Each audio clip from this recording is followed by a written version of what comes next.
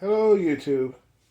My second control arm came in, so I better open it up and see what we got.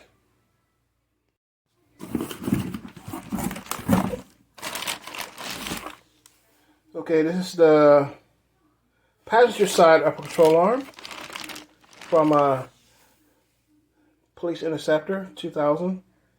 I'm going to take this plastic off and make sure everything's in shape.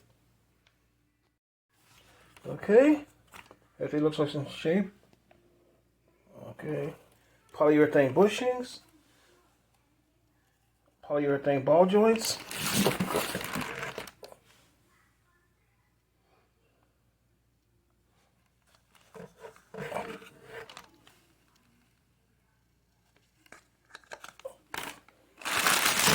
And the bolts right here.